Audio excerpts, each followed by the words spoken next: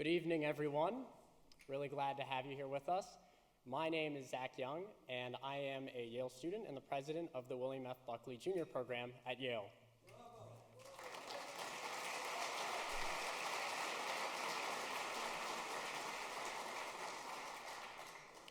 The Buckley program has a mission of promoting intellectual diversity, following in William F. Buckley Jr.'s legacy of debating ideas from across the political spectrum.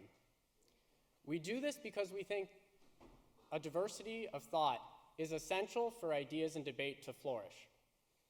We host talks such as this one, seminars, firing line debates, internships, conferences, and more, a couple of which I'd like to tell you a bit right now.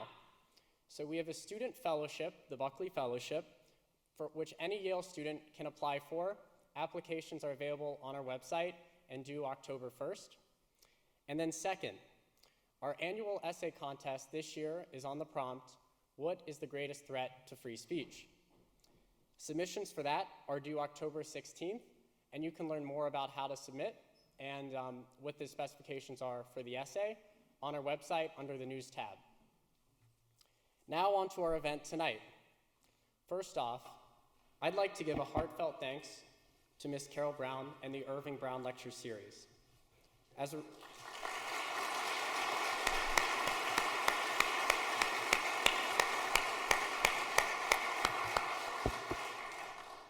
a result of her generous support, we have been able to bring Ayaan Hirsi Ali, Newt Gingrich, and Steve Forbes to campus, and our speaker tonight is a distinguished addition to that lineup. I'd also like to thank Pat Coyle and his team at Young America's Foundation for their work in making this possible.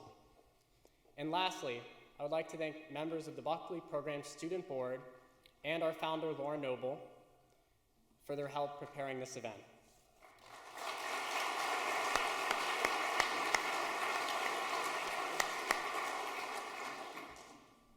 We are fortunate to have the eminent Professor Donald Kagan here tonight to introduce our guest. Professor Kagan, a Yale historian and classicist, has written a series of critically acclaimed works on ancient Greece.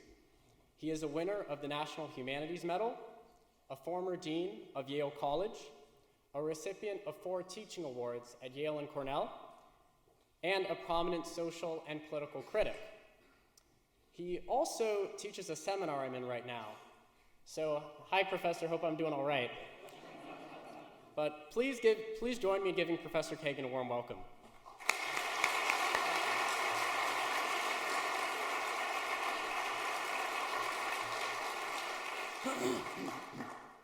Thank you very much.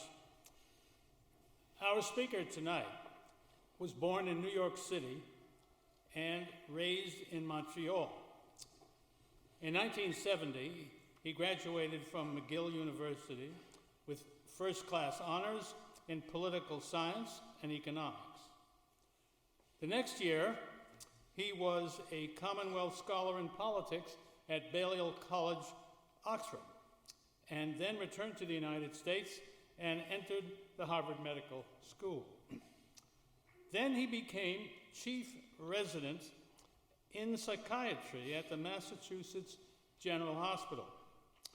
In 1984, he was certified in psychiatry by the American Board of Psychiatrists and Neurology, Psychiatry and Neurology.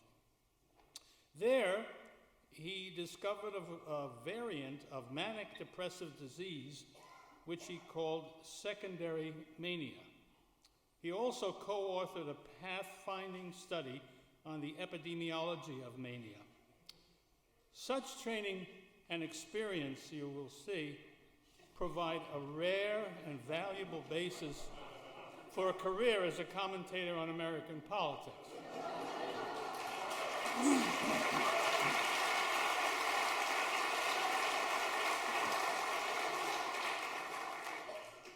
In 1978, he moved to Washington to direct planning in psychiatric research in the Carter administration. Then he began a second career, contributing articles about politics in the New Republic, and in 1980 he served as a speechwriter to Vice President Walter Mondale. I think it's good for us to remember that even the gods nod from time to time. In January 1981, our speaker joined the New Republic as both a writer and editor. Soon he began writing essays for Time magazine, one of which first brought him national acclaim for his development of the Reagan doctrine. In 1984, his New Republic essays won the National Magazine Award for Essays and Criticism. The weekly column he began writing for the Washington Post in 1985 won him the Pulitzer Prize for commentary in 1987. In 1990, he became a panelist for the weekly PBS Political Roundtable Inside Washington, remaining with the program until it stopped in December 2013. For years now, of course, he has been a political analyst and commentator for Fox News. In 2013, he published Things That Matter, 3 decades of passion, pastimes, and politics, which was an immediate bestseller that remained on the New York Times bestseller list for many weeks, 10 weeks in a row as #1. In 2006, the Financial Times named Krauthammer the most influential commentator in America, saying, Krauthammer has influenced U.S. foreign policy for more than 2 decades. He coined and developed the Reagan doctrine in 1985, and he defined the U.S. role as sole superpower in his essay, The Unipolar Moment, published shortly after the fall of the Berlin Wall. His 2004 speech, Democratic Realism, which was delivered to the American Enterprise Institute when he won the Irving Kristol Award, set out a framework for tackling the post-9/11 world, focusing on the promotion of democracy in the Middle East. In 2009, Politico columnist Ben Smith wrote that he had emerged in the age of Obama as a central conservative voice, a kind of leader of the opposition, a coherent, sophisticated, and implacable critic of the new president. The New York Times columnist David Brooks says that today he is the most important conservative columnist. Among his many other awards, I am happy to report, is the William F. Buckley Award for Media Excellence. It is my pleasure and my honor to introduce to you a writer, a scholar, a baseball fan, a man of learning and wit, a patriot, a man indeed for all seasons. Charles.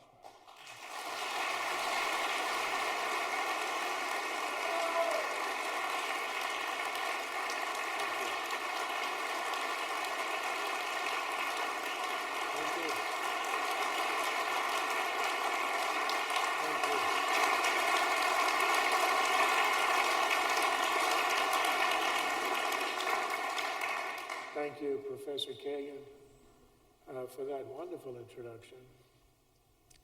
There are nice introductions and there are kind introductions.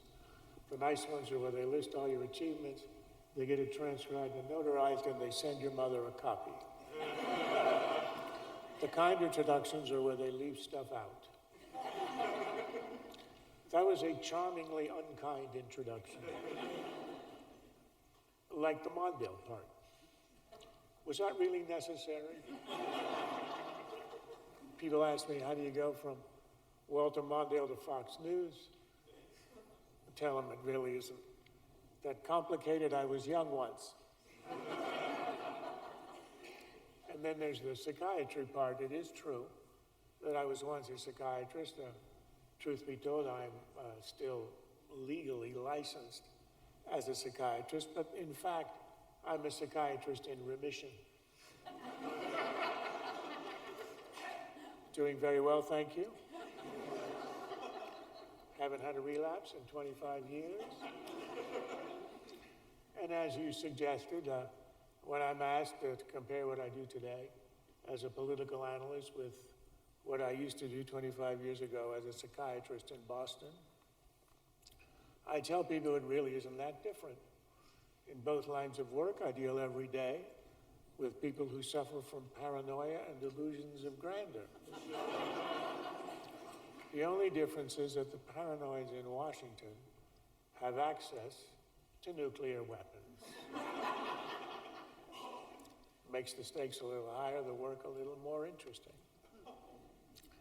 I'm delighted to be here, happy to be at Yale, happy to be at a YAF function, and I thank the Brown family for their support, and again, I'm deeply honored to be introduced by such a magisterial scholar as Dr. Kagan.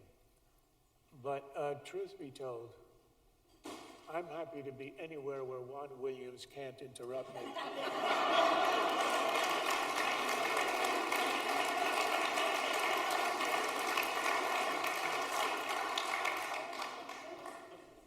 I'll be sure to tell them how you feel. Come on out to Yale, they'll love you there, Juan. Some of you I've talked to before have come up to me and very kindly told me that I am your guest every night at your dinner table. Johnny Carson once said it's humbling to think that every night I'm being watched by 20 million people between their feet. So I'm glad that you watch me upright. And thank you for mentioning the book, Dr. Kagan. About a month after it came out, I got a call from someone who said she was from Newsweek. I didn't know Newsweek still existed. Apparently it has a posthumous existence on the web. She said, my editor asked me to write a story on the unexpected success of your book.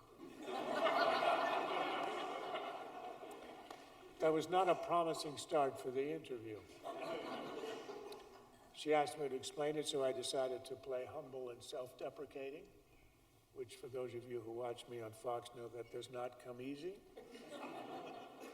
So I said, oh, shucks, I really don't know. Probably ought to call around and ask people what they think. So 3 weeks go by, I don't hear a word from her. Friend calls and says, did you see the article about you in Newsweek? And I said, no. He said, let me read you the first line. Charles Krauthammer's Things That Matter is flying off the shelves, and nobody has any idea why.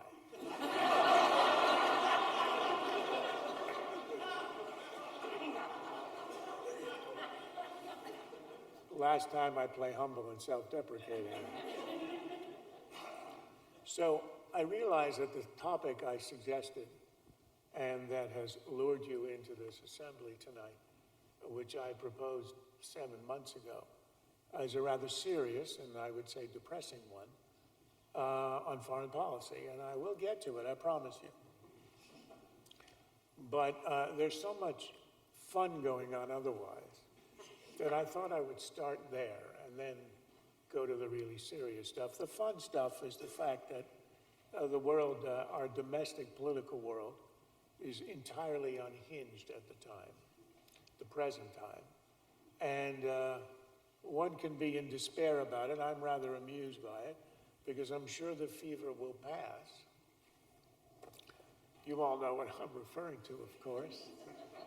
But I'll try to go without speaking that name if I can.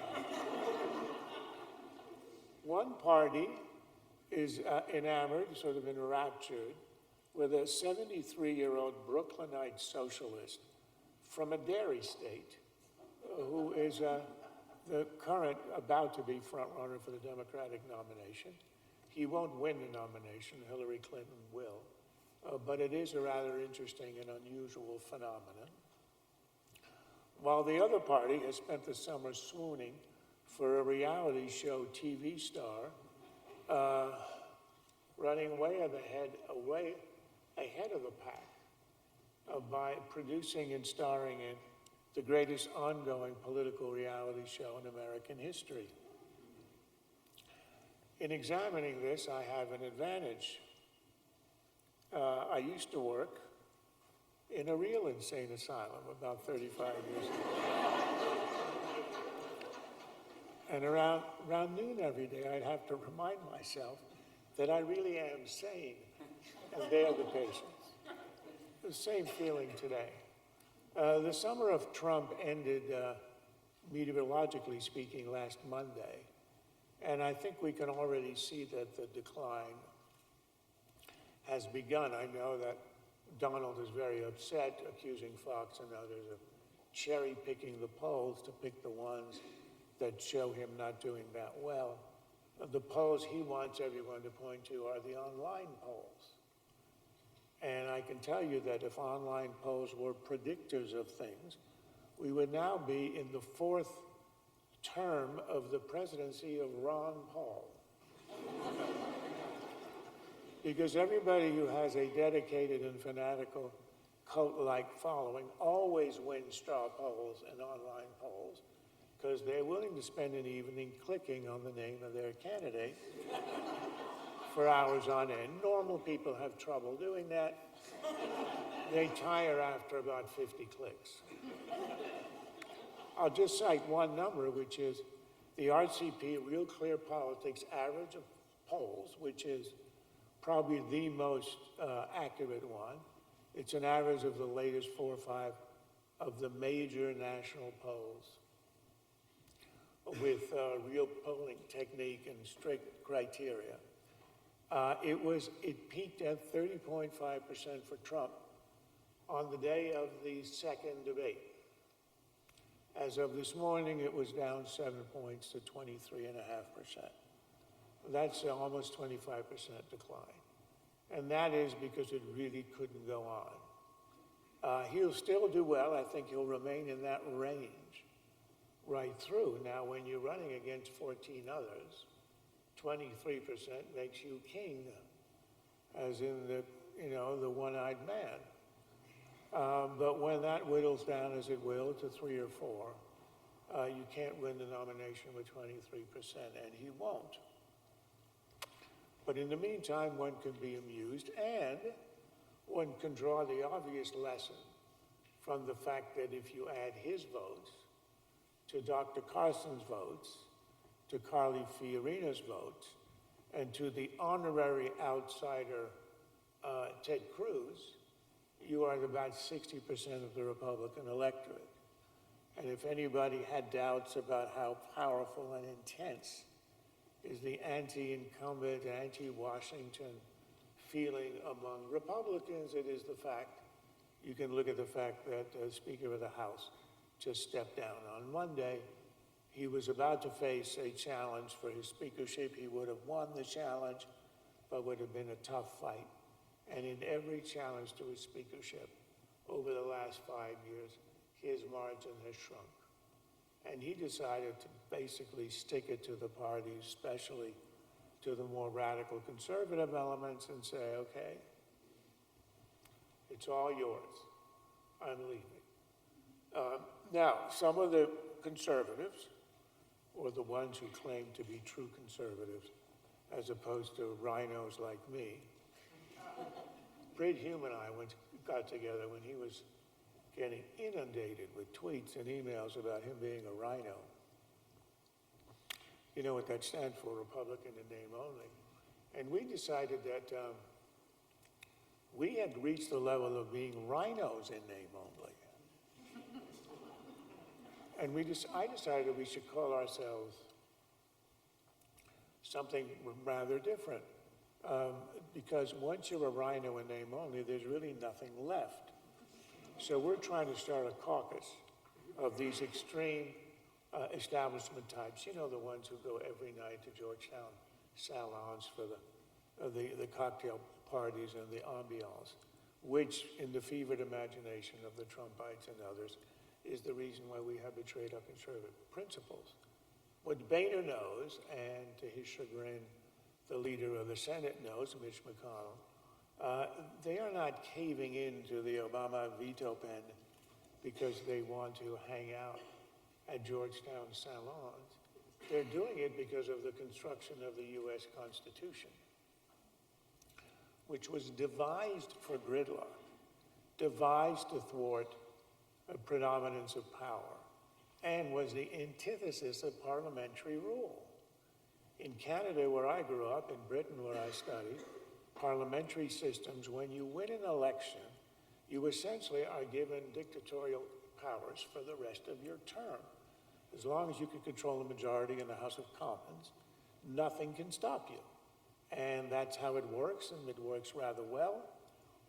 But our system is completely different and was established on the Madisonian principle of contending powers, division of powers, separation of powers, so that no one faction gets the upper hand. It's the genius of Madison was to understand that you could have a large republic. Until Madison, it was assumed that democratic republics could only survive in tiny polities like city-states because that would give the cohesion, the values, the sort of ethnic solidarity that would be required for a democracy to survive. His genius was to understand that you would be more likely to preserve democratic values and to prevent tyranny if you expanded the number of factions to the point where they contended against each other and in a kind of Adam Smith invisible hand, check and balance and weaken and prevent each other from reaching majoritarian dictatorial power. Well, the fact is that if you don't control the White House, you can't govern a country from the Congress. You can obstruct, you can stop, and essentially I think since 2010, when Republicans took control of the House of Representatives, the Obama agenda as a matter of legislation died. It's now being carried out through executive order, and which I believe being done largely unconstitutionally, executive order and regulation, but nonetheless, as a matter of legislation, it died because that's the way our system is constructed. Nonetheless, however valid the critique of the Cruzes and the others, we are in the midst of this kind of anti-establishment frenzy, and right now, having had any experience in government is seen as a liability. And that's essentially the explanation for the rise of the outsiders on the Democratic side and the rise of the most improbable of pseudo-insiders, which is Bernie Sanders on the Democratic side, a man who has distinguished himself in Congress for 25 years with a spotless record of invisibility. Now, the craziness will die down as people approach the primaries, and they can't just indulge themselves thumbing their nose at the establishment by talking to a pollster. They're actually going to have to cast a ballot for president. And then I think rationality will assert itself. But in understanding the craziness, I think you have to put this in the context of the last 7 years of Obamaism. In part, there's a reaction to the failed presidency of Obama, both at home and abroad, and the fact that, at least on the Republican side, much of that anger at the failure is being taken out on a Republican establishment and leadership in Congress who are held responsible for not having either stopped or overridden the policies that contributed to that failure. Now, to understand this, I think you really have to look back, and I'll just spend a few minutes trying to frame this in the 7 years of Obama and its effect on the American political culture. My thesis is that in looking back on the 7 years, and I'm quite convinced that historians will look at it this way, is that Barack Obama is not your ordinary liberal. Now, you know what a liberal is. A liberal is somebody who doesn't care what you do as long as it's mandatory. But American politics is fought, as they say, between the 40-yard lines. We have a large center-left party, a large center-right party, and we fight it on fairly narrow ideological grounds, compared to, say, European democracies. There they fight from goal line to goal line. They have real fascist parties, real communist parties, perhaps a little bit less today than they used to, but they really range the field. We don't. I think the reason that Obama created such a reaction in the population in the first 2 years of his presidency when he had control of the Congress and was able to enact some of his agenda is because he pushed the ball beyond the 40-yard line. I mean, he was headed for the red zone. That is not a pun. I don't want it reported that I was making implications about his political leanings, but he's a man who tried to move beyond the normal limits of American liberalism. And I think it's far more accurate to look at Obama as a man who himself is and tried to import into American liberalism a social democratic vision, meaning that he is someone in the tradition of the European social democratic parties, the German social democrats, French socialists, the British Labour Party.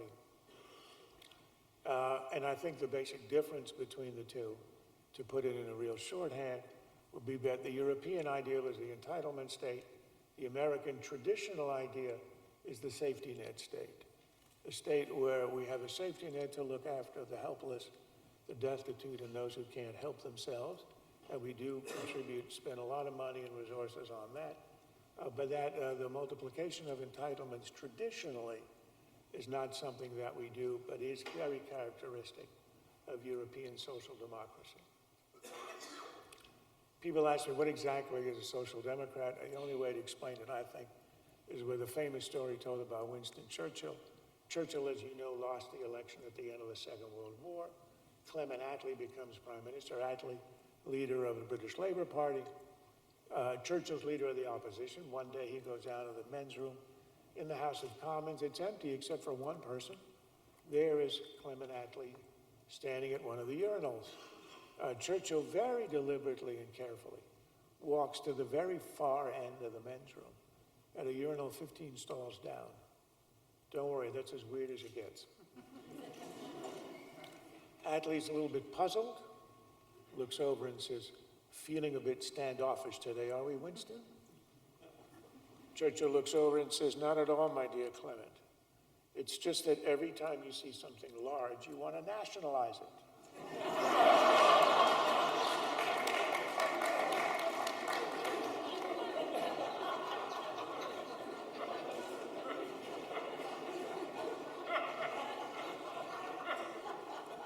I like that one too.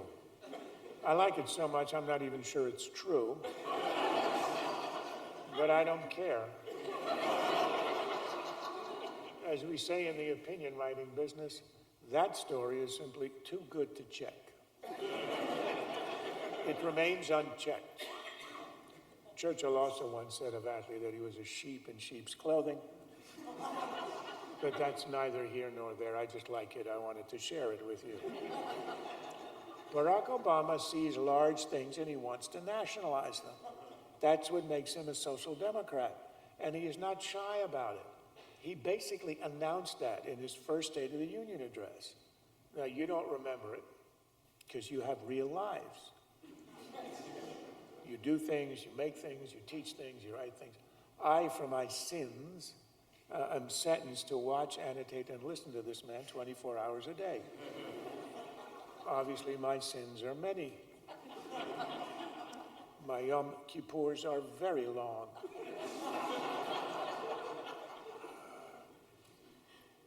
Obama, in this speech, February 24, 2009, said essentially, I come not to reform at the edges, and he's always looked that way at the Clinton years, but to transform America fundamentally. And he wasn't abstract about it. He was very specific in that speech. And this is in front of the whole country. After running a campaign that was a Rorschach test, you could think anything you want about him. He wasn't very demonstrative or very open about where he wanted to go. He wasn't either in his inaugural address, but he sure was in this first address to a joint session of Congress. And he said he wanted to transform America in three ways: healthcare, education, and energy.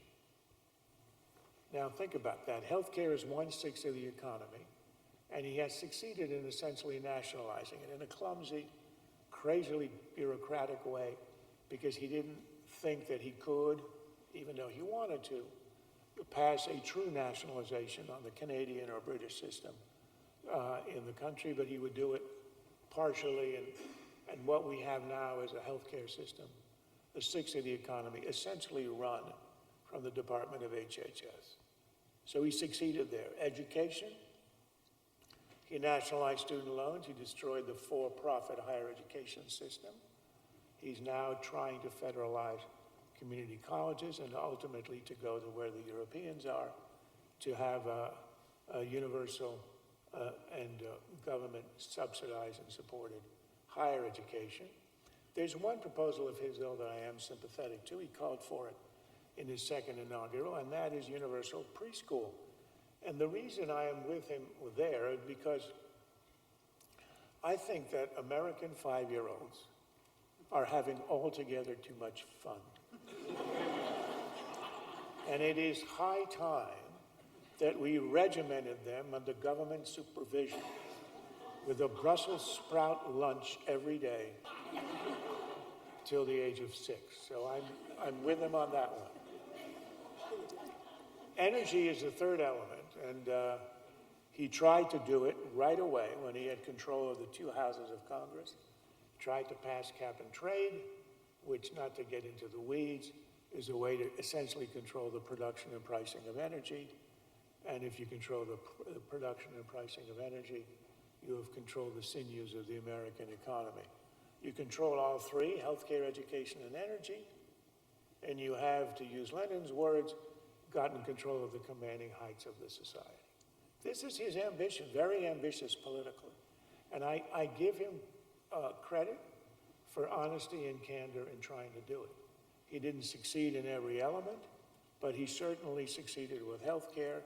It is headed inevitably to a universal system because as it is now, it is so irrational, so complicated, so complex, so wasteful, and basically self-destructive that it's going to have to go either be entirely abolished, Obamacare, or go to a single-payer system that at least has the virtue of being simple and rational in its own terms. So this is the agenda he set out for himself. The interesting thing about the last 6 years, again, to put this all in context, is that it created entirely on its own a political reaction that was unorganized, disorganized, unled. There was never a manifesto, there was never a great meeting against this sort of transformation, this pushing of the American idea from the safety net state, limited government, to the entitlement state on the European model, the social democratic model. That movement went by the name of Tea Party, but it was a lot broader and a lot wider. And the essence of the reaction, I think, was in certain elements of the healthcare reform that Obama imposed on the country, incidentally without a single vote from the other side. And this, by the way, is very, I don't want to use the word un-American, but it's untraditional. When you look at all the great social reforms of the last 80 years, they have always been done with some support from the opposition. Social Security, Medicare, Medicaid, civil rights. And Obama insisted on pushing his agenda on a straight party line vote, which is one of the reasons that it remains such a thorn in the side of Democrats. They own it. It is not something that was universally or even consensually or even by some large popular majority agreed to. It never has had majority support, and it will haunt them for a long time. But why was it so offensive? I think there were two parts about it. One was the sort of Jonathan Gruberian notion that experts were going to dictate to you what's good for you and your family in health care. There are all kinds of mandates in it. Many of them have been judged upon by the Supreme Court. But what seems to me the most offensive were the coverage mandates. Remember, Obama promised if you like your plan, you keep your plan. 85% of Americans liked their plans by survey when Obamacare was first proposed. But he knew he had to say that or he'd never get support. Now, it turned out that the year 2013 and end of the year, 5 million Americans lost their health care plans. These are plans they chose, they liked, and they wanted to continue. But by government regulation, by the coverage mandate, they were deemed inadequate, insufficient, and could not be allowed to continue because they lacked the 10 coverage elements that the Gruberian geniuses in Washington had decided you had to have in your plan, otherwise it was a swindle, and you were too dumb to understand it. Now, among the 10 requirements, I don't know about you, but I don't need lactation services. 60 years ago, I did. By all accounts, I enjoyed it immensely. But I don't need them now. But if you don't have it in your plan gets canceled. The other part, which went beyond the government, incidentally, see, that's the kind of stuff I can't say on TV. And that's why people think I'm so dour and grim on the air. Because I just can't go there, whereas I can here. About 6 months ago, I gave a speech, and a woman came up to me and said how delighted she was that she had come, because she said, I didn't know you could smile. But then she said, I'm so glad to know you have teeth.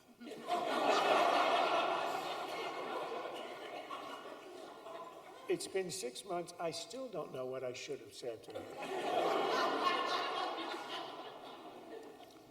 The other aspect of Obamacare that I think sort of, whether it was widespread in people's public complaints about it, there was the contraceptive mandate, which in and of itself, to me, is entirely harmless, but to some people it is not. And that is, there are people of faith for whom it's anathema. They see some of the contraceptives that one must cover as being the equivalent of abortion. I don't think so, but that's not the point.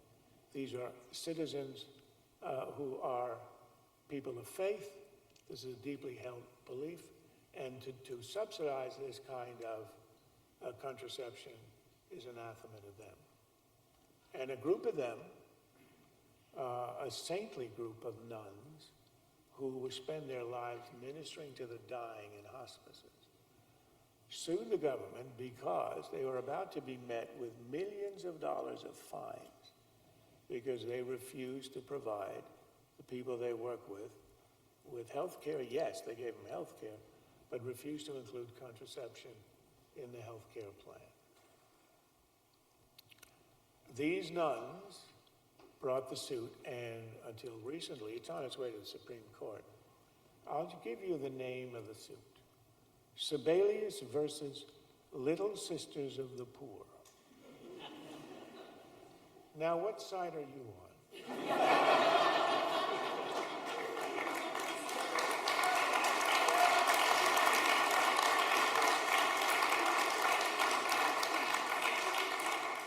You don't have to read the briefs. You don't have to hear the witnesses. You don't even have to know what the damn case is about. For God's sake, it's the little sisters. It's not even the big sisters of the poor. It's the little sisters of the poor. One is the behemoth, the giant behemoth of the federal government, suing these saints for refusing to do something that is against their conscience. The other part of this, it's entirely gratuitous. There was no reason you had to include that in the mandate. You could have had all of Obamacare with all of the other elements. This was tossed in this kind of arrogant sense that we know what's best and we are going to force you to do it, regardless of what seems to me to be a clear infringement on the First Amendment. Anyway, that frames the political history of these last 6 years. Obama reaches for this kind of social democratic ideal, and people just rise up and say, this is not where we want to go. Not very articulate. That wasn't the debate that you heard in public, but that was the underlying debate. And it was essentially a debate between traditional American limited government and the more expansive entitlement state of the European model. And whenever it was put to the people, the result was resounding. Obama himself called the 2010 election a shellacking. The 2014 election was described by The Economist magazine as a massacre. A friend of mine said of the 2010 midterm election, that wasn't an election, that was a restraining order. In fact, it was. On November, I think it was 6, 2010, the Obama agenda, the social democratic agenda, died. He got through health care. He's done some on education. He failed on energy as legislation and hasn't gotten anything of that magnitude through Congress and will not through the end of his presidency. He is, as I said, trying to do this through executive order. He's unilaterally suspended the immigration laws through executive order. He's unilaterally suspended or changed the drug laws by executive order. And he's trying to do this in a host of ways through the Environmental Protection Agency and the Clean Air Act, applying it to global warming. He's going to destroy the coal industry and put enormous amounts of restraints on the rest of the energy industry. He couldn't do it through cap and trade. He will do it through regulation. The good news is, if you think this is not right, either as policy or as a constitutional matter, that executive orders can be canceled by the stroke of a pen. So what Obama did to move the social democratic model will prevail when it passes legislation. That's going to be hard to undo.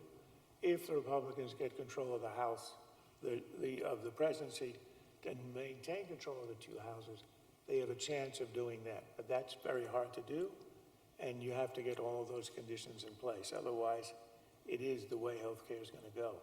On the others, everything he's done is ephemeral and can be reversed and changed, which is why the 2016 election is so important.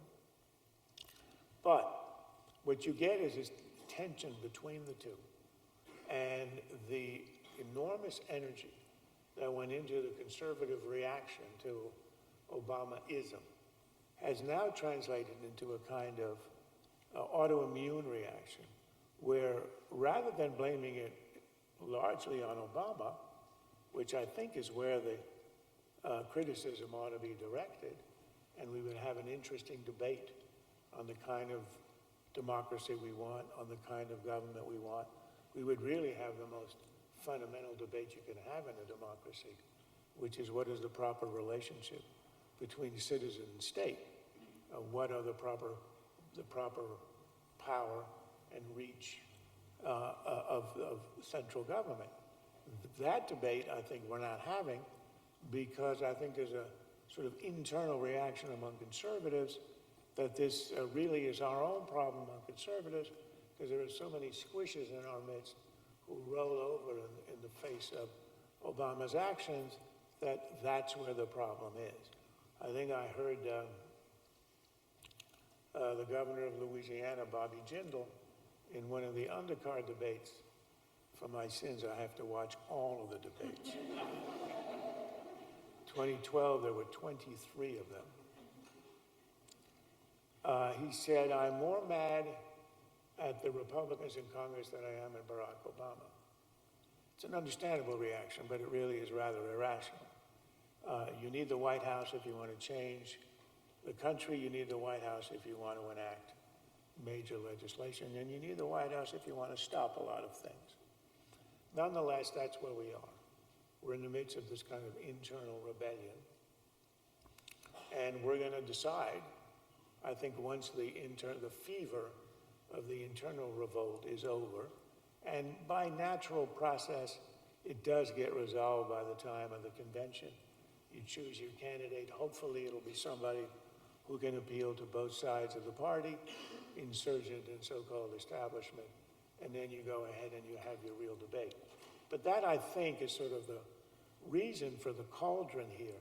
That anger, that frustration was directed outwards to the Democrats in the 2010, 2014 elections, with the illusion, perhaps, that once you could control Congress, you could stop everything and you could reverse everything. No, that's where you set it up to take the White House and then enact your agenda. The conservative agenda was really only enacted under Ronald Reagan. He never had control of the Congress, but he had such overwhelming popular support and that he was able to pass major elements, but not all the elements, but major elements of his program and reverse the direction of the country. Now that brings me, this is a hell of an introduction. It's the longest introduction ever given to a speech, except for the Rand Paul filibusters I can't mention. There is one area where the president is fairly sovereign, and that is foreign policy. You'll notice there's not much internal Republican grousing about not having influenced foreign policy in the right direction, because the Constitution doesn't really set it up that way. And Barack Obama's been in control of American foreign policy for 7 years, and the wreckage is visible to all to see. I think it was predictable. In fact, in 2009, I gave a talk that's actually in the book that nobody has any idea why it's selling, called Decline is a Choice, in which I was looking at the first year of Obama's foreign policy and saying that it was clear what his assumptions were. It was clear what his understanding of the world was. It was clear what his understanding or thought about America's proper role was, and we were headed in one direction as a result.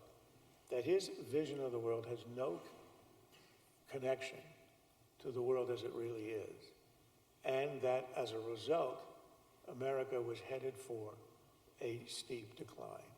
It took 4 or 5 years for it to be visible. Foreign policy was not a major issue in the 2014 re-election campaign. In fact, for Obama, in some ways, it was a plus. You may remember the third debate. Mitt Romney was given an opportunity to criticize Obama's foreign policy, and he basically simply backed off.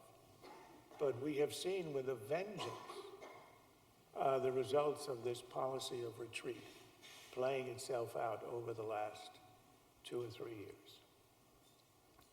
Let me just put it in a fairly abstract way to start, although I'll only give it about 10 minutes. And then we'll go to questions and answers, because I'm sure you'd rather go back to the fun part about the presidential campaign, because it's more amusing.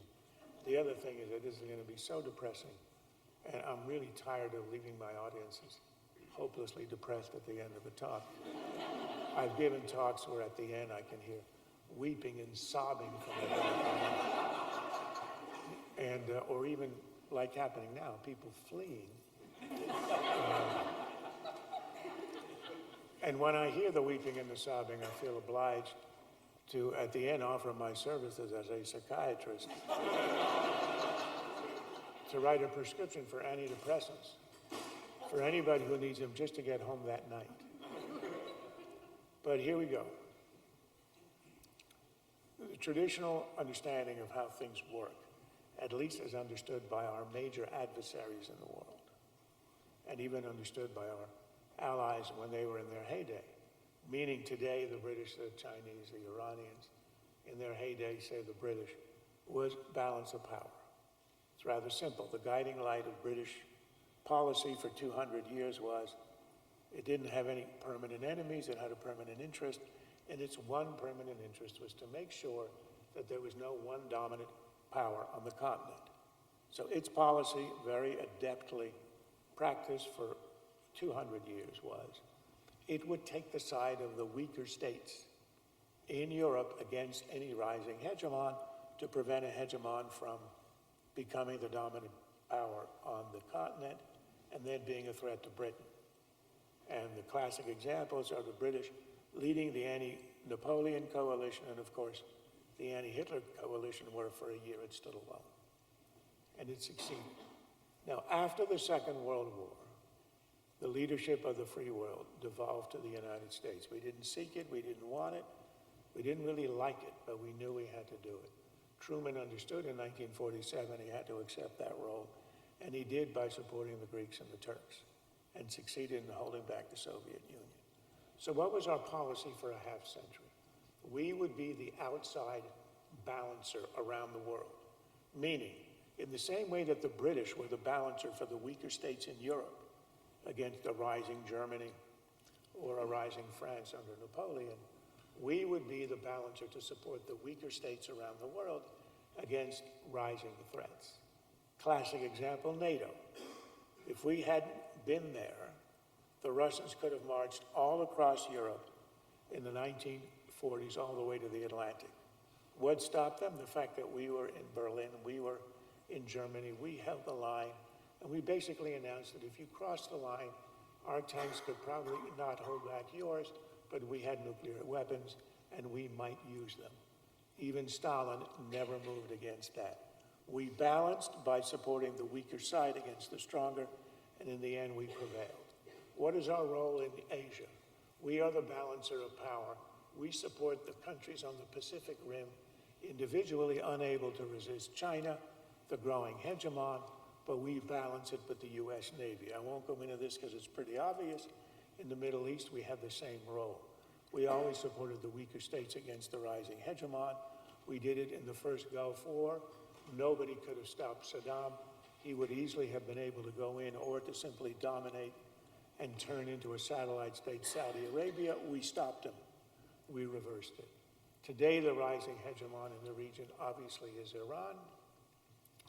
We were the ones who had this we were the ones who backed the Gulf Arabs, the Israelis, the Egyptians, the Jordanians, assuring them that we would not allow it to become the dominant power. Well, that just got canceled with the Iran treaty.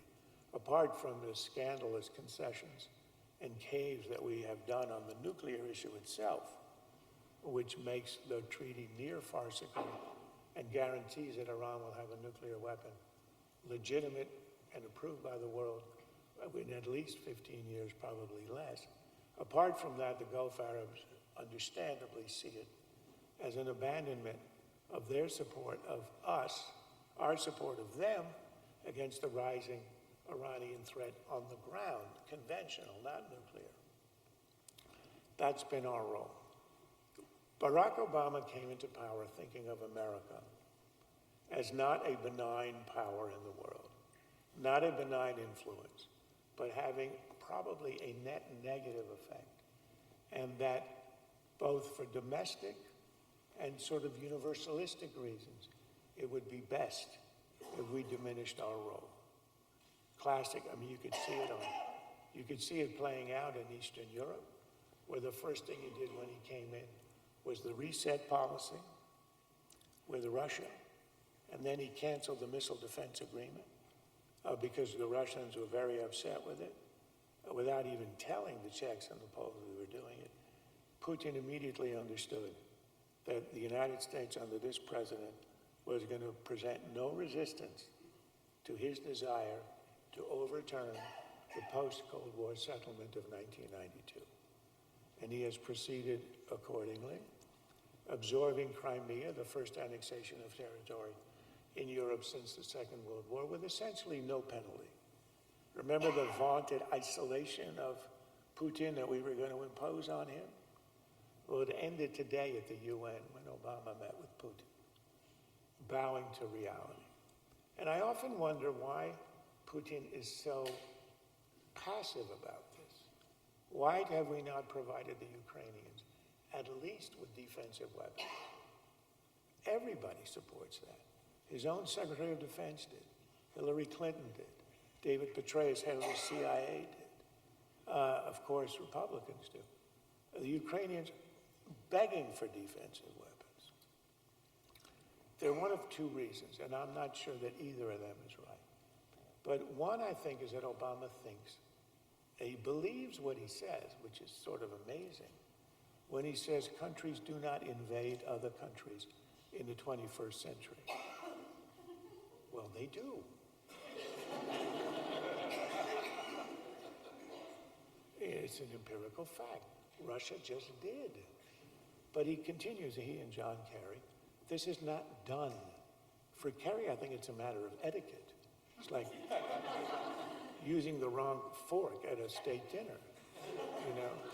But for Obama, I really think, I must think, because I'm trying to sort of see the world in a rational way, that would explain his passivity to Russian expansion, to the Chinese expansion, South China Sea, and now to Iranian expansionism, is that he must believe, or most likely believes, that in the end it really doesn't matter. In the end, this sort of grab for power and for territory is so 20th century. It's self-defeating. In the end, empires don't last. Soviet Empire lasted 50 years and then it disappeared. But this, to me, you know, it's the Ozymandias theory. In the end, they're going to end up as the statues to Putin will be two trunkless legs of stone standing in a desert. And that he thinks these are ephemeral, they don't really matter. What matters is the global problems, terrorism, climate change, etc. That these are all ephemeral, to which one can only say, ephemeral for you, buddy. But if you were an Estonian for 50 years, oppressed, dominated, and basically ravaged spiritually and in every other way, it's not ephemeral. Foreign policy, the lives of nations are lived in the present. They lived over generations. And we have now essentially countenanced Russian domination of Ukraine for a generation at least or more. The other part of it is, and this is what I don't understand, him not understanding is what it does to the United States, to our influence in the world, to the trust our allies have in us, and to the contempt that our enemies develop for us, taking this view that it doesn't matter. The most egregious example, the most obvious one, and I will conclude with this, is the withdrawal from Iraq. We can argue to the end of time about whether the war itself was worth it, but we cannot argue that in 2009, when Obama took over, and in his own words, Iraq was stable, sovereign, and with a very good chance to succeed as a state as a result of that war. Again, maybe we shouldn't have had it, but what Obama received, he lives in history. He lives in a specific period of time. In 2009, he had received a war that his vice president said, Joe Biden said, this Iraq is going to be a great success story for this administration. But by not leaving a residual force, by entirely abandoning the country, by writing it off and essentially saying we are out of the Middle East, he created a vacuum, and this is in the traditional way, when a great power that had been the balancer of last resort leaves, it creates a vacuum into which, as the night follows day, bad guys come in. Today, the announcement that we heard on Sunday, that Iraq has announced that it will now share intelligence on ISIS with Iran, Syria, and Russia, has been vastly underestimated and not understood. This is not about ISIS. This is not about information. The Russians aren't interested in ISIS, in fighting ISIS. In today's New York Times, there's a report that the Russians have begun to fly reconnaissance drones out of Latakia. And they reported where the drones have flown over. They've flown over western Idlib province, western Hama province, and Latakia. And then the Times notes one sentence later that there are no ISIS fighters in any of those regions. They're not surveilling ISIS. They're not getting ready. That's the cover story. That's the bait to get Obama and Kerry to either believe him or to find a face-saving cover for acquiescing to Russian dominance, Iranian dominance in the region and of Syria in particular, because it looks like it's an anti-terrorist action. It is not. It's Russia trying to the extent that it will fight or support Syria, Hezbollah, and Iran in fighting. These are the non-jihadist rebels that are being surveilled and that Assad has focused all of his firepower on. Assad is not at war with ISIS. This new agreement with Iraq is not about intelligence, it's not about ISIS. It is an announcement of an essential alliance what used to be called an axis. Look at the map: Iran, Iraq, Syria, and of course Hezbollah and Lebanon under Russian aegis. An anti-Western, anti-Sunni, anti-moderate Arab coalition, backed now and anchored by the power of a great power. That's what just happened on the weekend, and I'm not even sure this president understands that. He went to meet with Putin, and Kerry talks about deconflicting.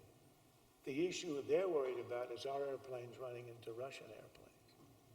That's a tactical detail. The issue is we withdrew from Iraq. We had control of Iraqi airspace. We had our air bases. In 2009, we controlled the airspace of the northern Middle East. We did. There would never have been a resupply of Soviet weapons, as has just happened over the last month, over Iraqi airspace had we simply remained there with a residual force. Iraq has no air force. It's controlled by Iran now because we abdicated and left and they came in. And all the resupply to Assad, which has kept him alive, is a direct result of the fact that by evacuating, we left the route and we left the means by which Assad could be kept in place. The bottom line of this entire episode is we abdicate. Obama imagines either that things will remain the same or that if the Russians come in, Iranians come in, it really doesn't matter because we have superseded, we have transcended the age of power politics. In 1949, FDR's Secretary of State Cordell Hull announced, when he was talking about the UN, that we have now transcended the era of power politics, and no longer, with the end of the Second World War, will this be the dominant element in international relations. Cordell Hull was delusional, but it was entirely understandable, almost laudable, that a U.S. Secretary of State would say that after the two worst wars in human history and with the promise of the UN and some kind of parliament of man. Well, it's no longer pardonable to believe that. It is 70 years later. The UN is a catastrophic failure. At best, inept. At worst, the inciter of hatreds, particularly anti-Western and anti-Semitic, in the world. We can't, to believe what Cordell Hull did today is an intellectual travesty. But it seems to be the animating spirit of this administration. So to put all of this into one, probably oversimplified, but I do think these are the contours of, and this explains the roots of Obama foreign policy. Not understanding how American power as the balancer of last resort offshore maintains stability and peace in the world. Not understanding how the withdrawal of U.S. power would tempt the regional hegemons, Iran, China, and Russia, each of them expanding in the face of Western and mostly American passivity, and how that endangers the world. Now, because so many of you are totally depressed now, and because I did not bring my prescription pad, let me try to end with a slightly more hopeful note, and maybe I can cheer you up. We do have a little bit of time. In the Q&A, we'll have about 15 minutes for that. These things are reversible. I know many conservatives believe we're at the point of no return. We are not. These things are reversible by a new foreign policy that simply recognizes the world as it is, understands our role as the balancer. We're not going to get into wars, we're not going to invade, but we're going to begin to rebuild our alliances and present red lines that others will respect. You show them that you'll maintain a red line, others will not cross the red line. That can be done. Whether it can be done with a Democratic president, I don't know, although I'm sure Hillary Clinton is not as delusional as Obama is about power politics. She was a collaborator in his administration, but after all, he's the president. And I think the theory, the underlying passivity, this sort of childish adolescent belief in the transcendence of power politics and the rise of some self-generating, self-enforcing international order I'm not sure she shares that. But I do think that just about every Republican presidential nominee, with the exception perhaps of one, would have a deeper understanding of foreign policy and be able to carry out a coherent, the way that Reagan did. He didn't go into any wars, but he rebuilt the military to establish a deterrent. He launched strategic defenses, which is not offensive, but ultimately demoralized the Soviets, and he made it clear that there were certain lines. And perhaps most important of all, he made the moral case for the West.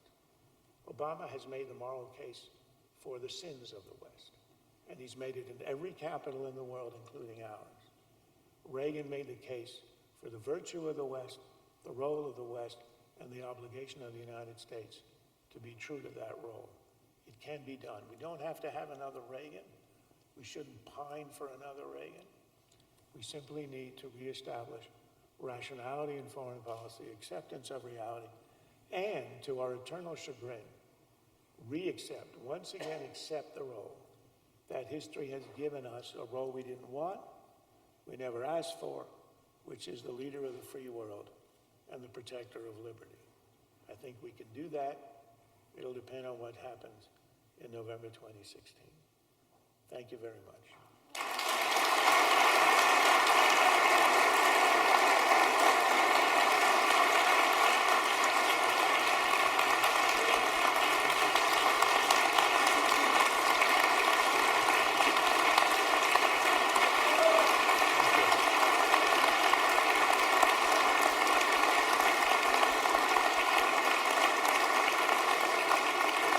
Thank you.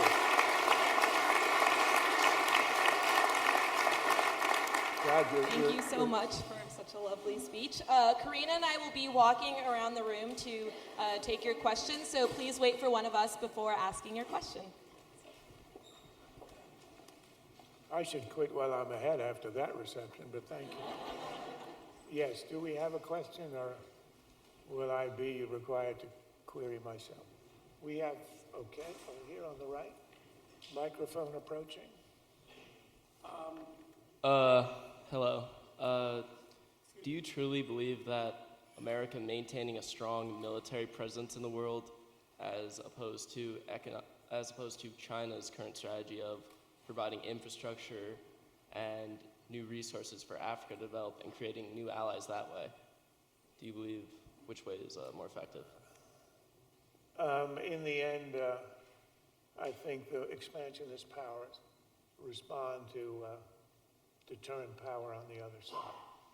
Yes, China can establish economic relations, but I'm not sure that its relations with Zimbabwe or Malawi are going to make much difference in the course of world history.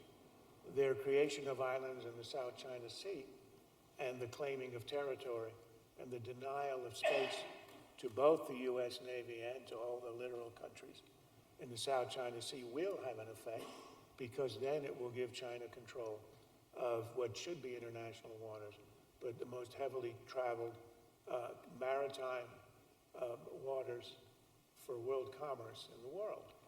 That's a huge change in the balance of power. It doesn't mean China's going to exercise that power immediately, but it puts China with a finger on the throat of world commerce. The same with Russia and Ukraine. That's not going to lead to the Russian takeover of Eastern Europe. But look at the effects it's already had on the Baltic states and on Poland. I mean, the Lithuanians, to give you a tiny example, a few months ago instituted conscription. It's almost a pathetic detail. The Lithuanian army, conscription or not, is not going to stand up to the Russian army. But it tells you how defenseless they feel when the United States and others are obviously doing almost nothing on behalf of Ukraine. You can say, well, Ukraine isn't in NATO, it'll be different. Not under this president, it's not different.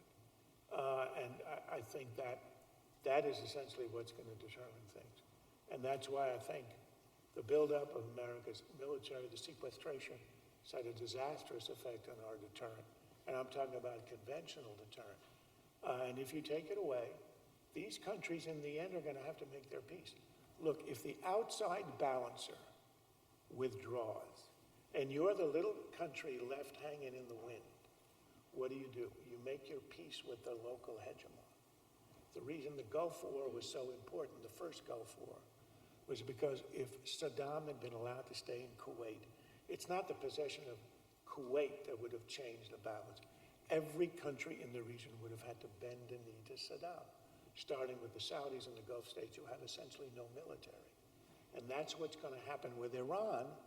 Eventually, we're going to have to see them. They're going to look for other allies, the Gulf Arabs, with us out. They're already, the Saudi king went to Moscow. President of Egypt has been to Moscow twice. For God's sake, even the Israeli prime minister was in Moscow. They have to look elsewhere, but there's nowhere elsewhere. Without the U.S., they will eventually have to make their peace. That's when you get a regional hegemony. That's when you get entire areas of the world shut out to the West. And that's when their power expands and ours shrinks. Was that depressing enough for you? You may recall in 2000 when George H.W. Bush was running for president, someone here at this institution leaked his grades to Time magazine to ridicule him, and they were not stellar grades. However, the trick was done again on John Kerry when he ran for president, and they were less stellar. My question about John Kerry is, are you curious how his mind meshes with the president's in terms of their worldview? I give the president, did you all hear the question? Kerry being, if I could paraphrase, a not exemplary Yale student. How does his foreign policy mesh with the president's? I'm willing to give the president credit for having a worldview. I don't give Kerry that kind of credit. I think he's sort of swimming and has no idea what's going on. The most humiliating thing was, if you can remember, again, you have real lives, you do other things, so you don't have to keep track of this. When Putin sent the little green men into Crimea and kept saying, no, these weren't Russians, and, we really don't have, and we're not behind any of this. Kerry chased Foreign Minister Lavrov around Europe, had 3 meetings with him, one in Paris, one in Rome, I think one in London.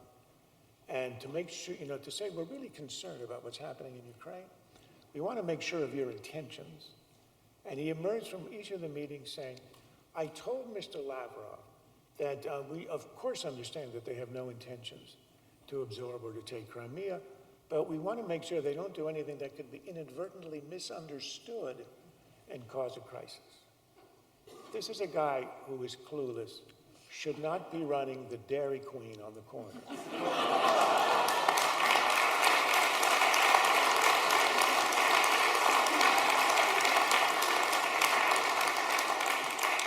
Remember the frantic negotiations during the Green Men in Crimea episode. The administration leaked its policy to the New York Times, its approach.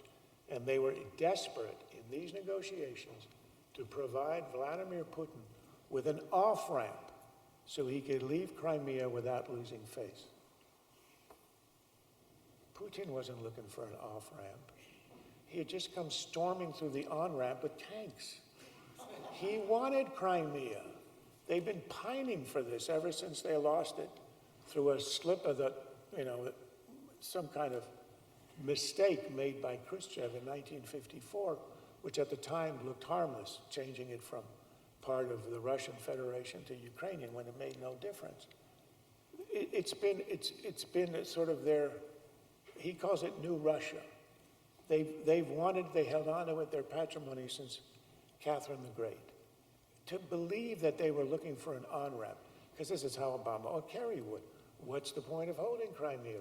It's an economic drain. It's not any adding to our economy. It's going to give us a few headaches.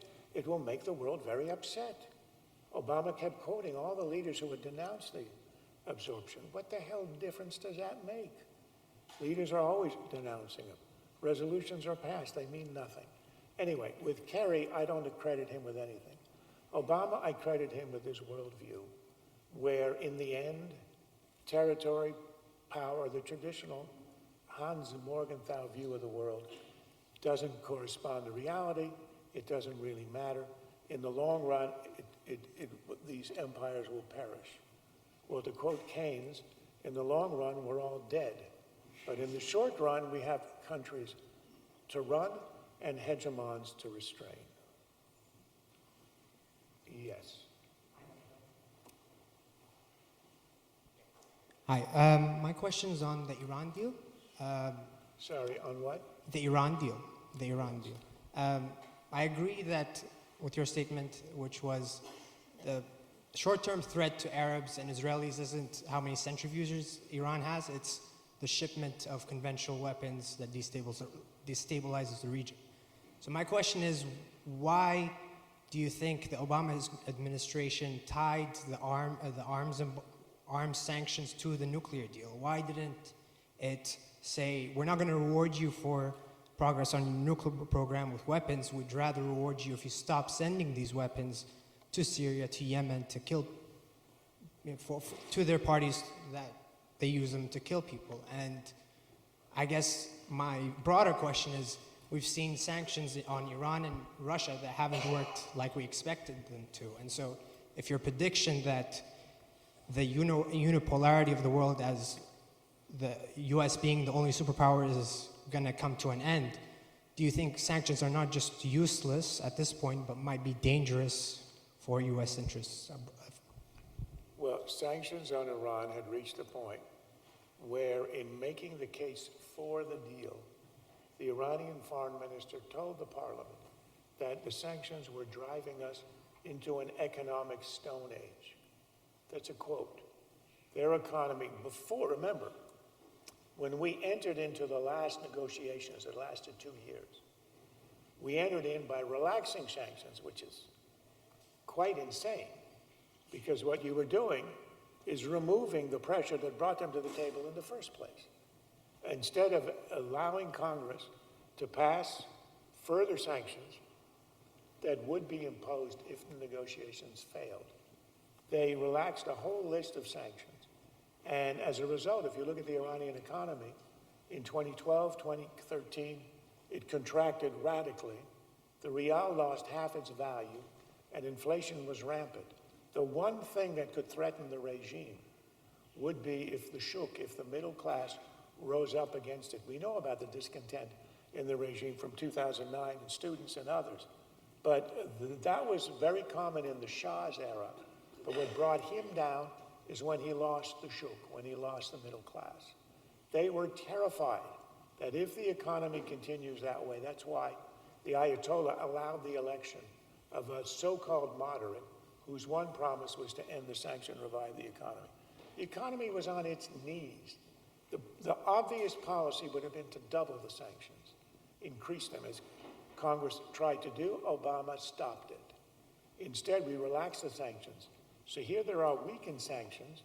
We cave on every red line in our negotiations, including, in the end, lifting the conventional weapons embargo that had nothing to do with the negotiations, but that Iran and Russia sprung on Obama at the last minute, and he was so desperate to get an agreement that he swallowed that as well.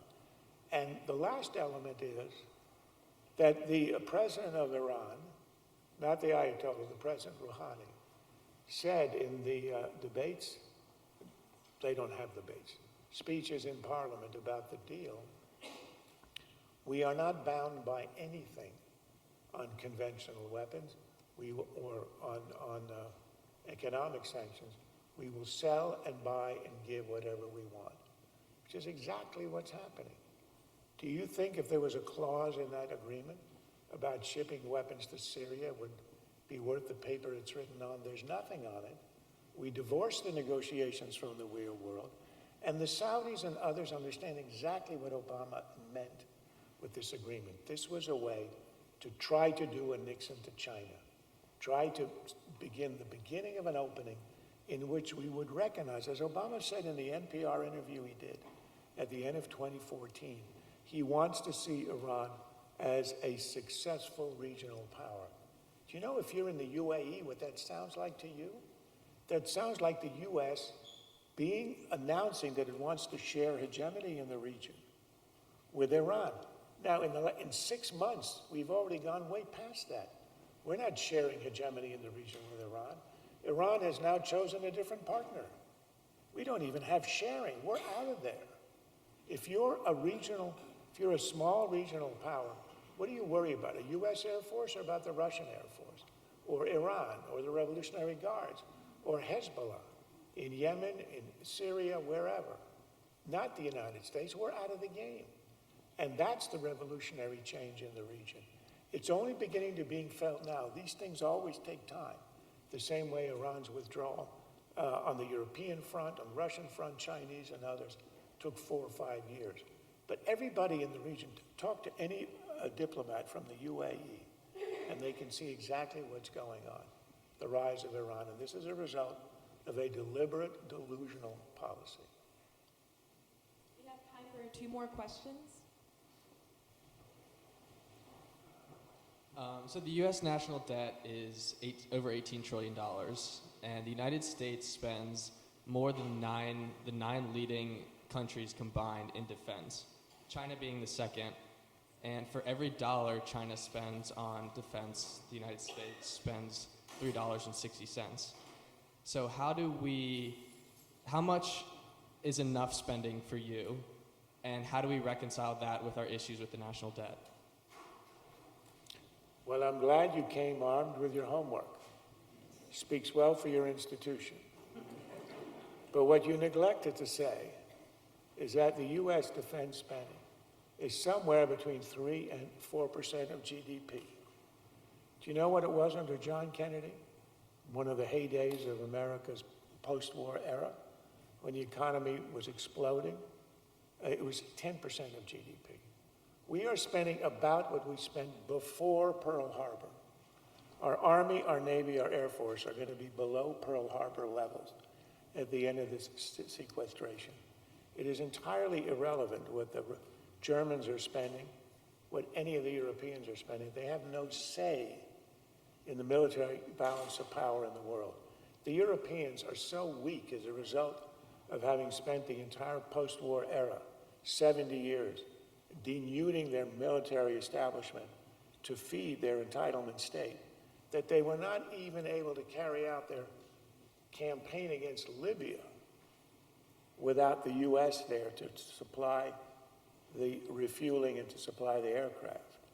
They are a non-factor. I think someone has famously said the British Navy was dismantled and rebuilt as the National Health Service, which is, now that's a deliberate choice the Europeans made, and given that the U.S. provided the umbrella, it was sort of rational.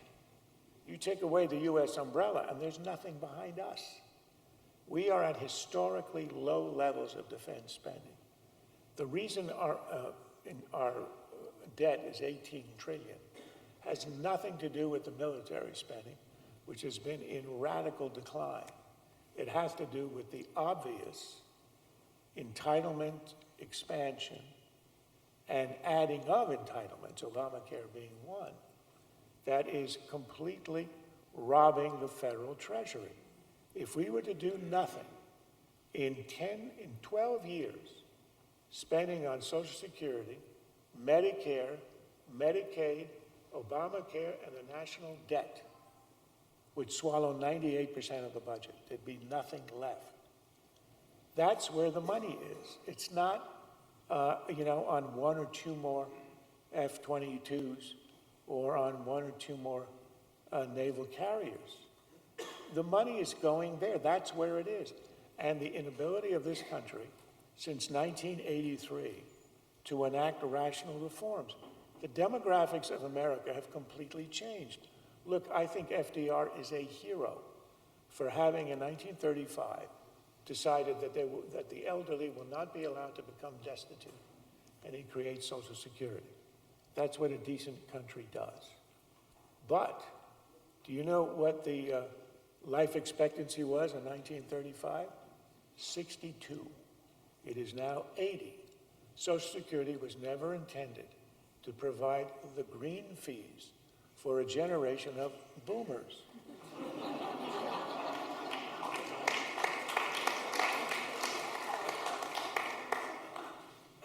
You know, the one who invented the federal government pension, what we call Social Security, was Bismarck in Germany.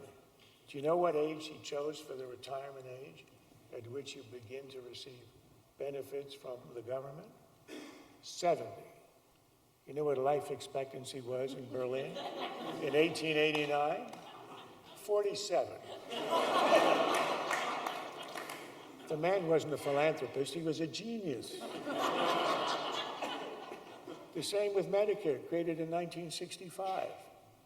They didn't have any of the high-tech medicine we have today. They didn't have MRIs, they didn't have CAT scans, they didn't have stents, they didn't have open heart surgery. People simply died. That is very cheap. You die of a heart attack on the 18th green, and I hate to pick on the golfers. From the point of view of society, that is a very cheap event. If you live to have Alzheimer's and cancer, is what happens to our generation, that is a very expensive event. The fact is we cannot continue these programs without reform, and there are ways to reform them in a very humane and simple way. With Social Security, you obviously raise the retirement age and you index it to longevity. You index it, you index the inflation formula, which is wildly out of whack, and you means test it, so the rich don't get it. They don't need it. You can write that on the back of an envelope, you can enact it in a week, and you can have it in a 3-page bill. That requires political will. Let me just say that's the source of the problem. That Medicare, Medicaid, now Obamacare. You solve that, you solve the debt problem. A slashing defense beyond where it is will simply have catastrophic effect on events in the world, and will have zero effect on the trajectory of our economy.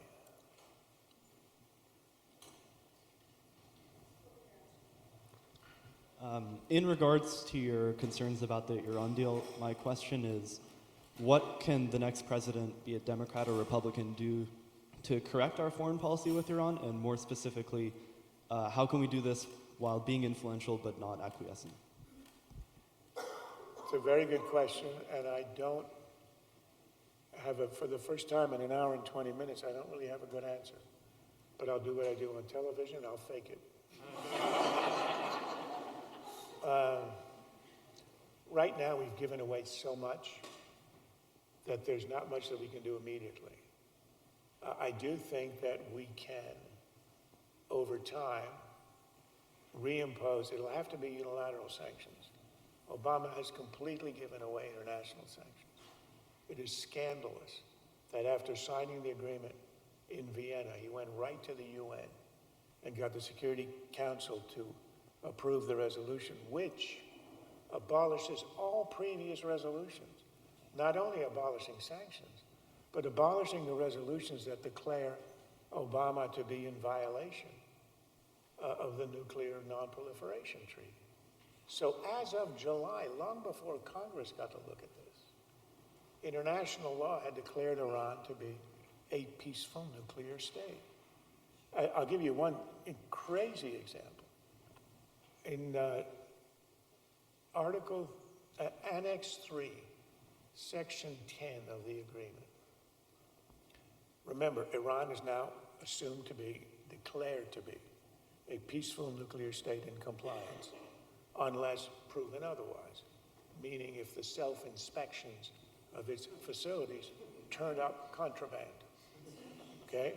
So it's assumed throughout the agreement to be in compliance. As a result, we, the signatories to the agreement, are required to help peaceful nuclear programs. Part of this requirement for the West is that we agree, you can look it up, Annex 3, Section 10. We are required to provide workshops and training for Iranian nuclear scientists to help advance their nuclear program, including protection against sabotage. So the treaty compels us to help the Iranians fend off any possible cyber attack Israel might want to launch, like the Stuxnet cyber attack that we, in conjunction with the Israelis, launched against the centrifuge program, and that delayed their program by about 2 years. So not only are we telling the Israelis, don't you dare do a military attack, you will suffer the consequences. Kerry has been very explicit about that.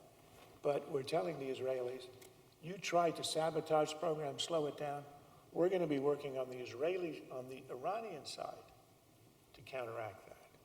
So Iran is assumed to be in compliance. Now, it will surely cheat, and at that point, I think we need to make a declaration that we are now quit of these obligations. We need to build up the forces to attack their facilities if need be. And we need a president who will present, and a Congress that will present a credible threat, that if such and such red lines are passed, there will be a military response. But that's not the first thing you'd want to do. What you want to do is to reimpose sanctions. We'll have to rebuild it from scratch, because in this UN Security Council resolution that Obama obtained, essentially the sanctions are done. The Europeans are already in Tehran in droves. Their businesses are there to start up their business, to restart up their economic involvement with Iran. Iran's going to triple its oil exports from 1 million barrels a day to 3. And of course get $150 billion as a signing bonus. You know, not even Max Scherzer gets anything like that. Sorry, that's for the Washington Nationals fans.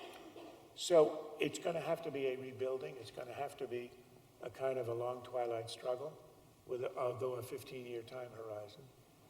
And we're going to have to reassure the Gulf states by supporting them in the conventional arena, in the encroachments being made in this formation of this Northern Alliance, that we are going to stand with them. We are going to not allow a Shiite crescent to dominate the region. We will, for example, let me give you one small example. Why in God's name are we not supplying the Kurds directly with weapons? They're starving for modern weapons. They're using 30, 40, 50-year-old weapons. The Kurds are pro-Western for whatever reason, sincere or not, it doesn't matter. The Kurds are our best friends in the region after the Israelis. They are good fighters. They are determined fighters. They don't run. And they have a very similar interest to us. We will not supply them directly with weapons because we have this fiction that there's an independent government in Iraq and all weapons have to go through Tehran, through Baghdad. They don't go anywhere beyond Baghdad. The Germans, actually, of all people, are supplying the Kurds with some weapons directly. But for the same reason we're not supplying the Ukrainians. Obama believes that if we stay out, he doesn't want to escalate the conflict. He doesn't want to supply the aggressed against, because that will whet the appetite of the aggressor. It makes no sense. But I think we have to develop allies on the ground, show them that we're going to stay there, show them we're going to have a build-up, and whether it's in Jordan, it can't be really in Iraq because that's no longer safe, or some safe zone in Syria, or maybe it'll be in Saudi Arabia. Wherever it is, we have to show them on the ground, we will be with them, show them that in the end we will not allow a nuclear weapon. The first thing we should do, any Republican president is elected, he should have the Congress, and he could get this through today's Congress if they were Republican there, but not a Democrat, to have Congress make a declaration that whatever anybody else, however anybody else interprets the nuclear agreement, it is the policy of the United States not to allow Iran to go nuclear, and make that a final, and it will get huge support on both sides of the aisle. Make the Iranians have to think when they get near, which will be in about 8 or 10 years, make them think whether they want to break out. And that will possibly hold them back. In the meantime, we rebuild our alliances. And in the meantime, we try to repressure Iran with a reestablishment of sanctions. I'm afraid that's the best I can do.